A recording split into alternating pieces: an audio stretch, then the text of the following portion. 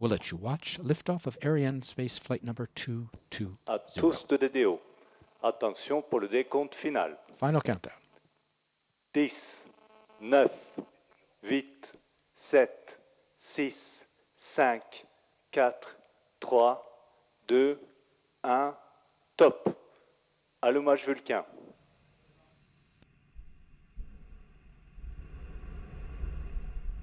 Allumage UAP, décollage.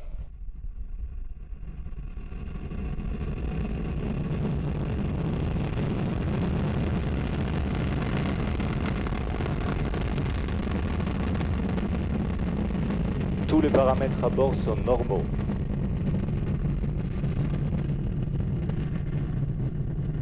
Fin de la manœuvre de basculement.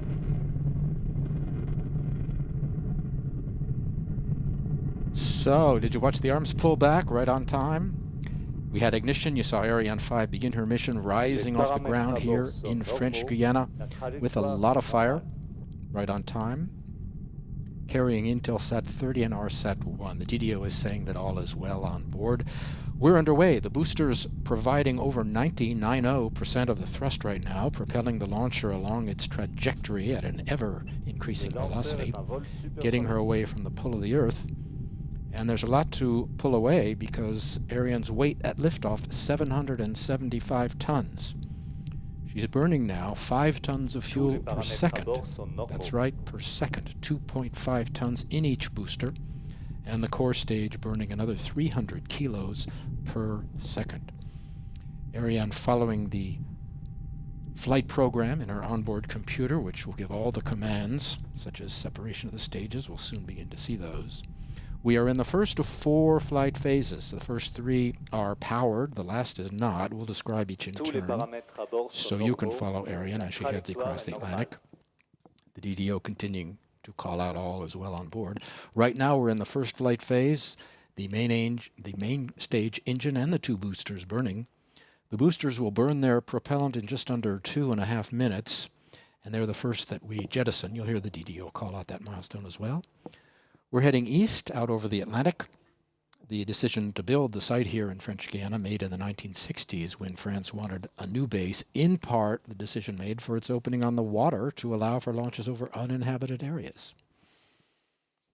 On the bottom, our speed and altitude. Our speed on the right,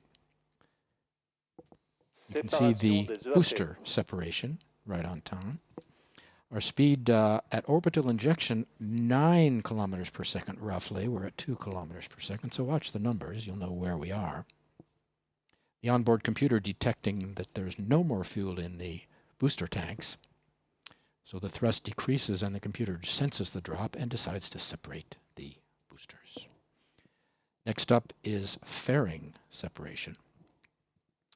The boosters separated at 67 kilometers altitude. On the left, on the bottom, our altitude. Sometimes the figure is not the one you see. That's quite normal. It's because of a slight delay or lag in the telemetry coming in here. In about 10 seconds will be the separation of the fairing. You'll see that on the animation there. There it is. Separation given by 2 pyrotechnic systems. There's an onboard camera. We'll show you how that is. That's, you see one of the halves blown away on one side, the other at a camera range. The camera's not on board tonight. This is from an earlier flight, but the system is exactly the same.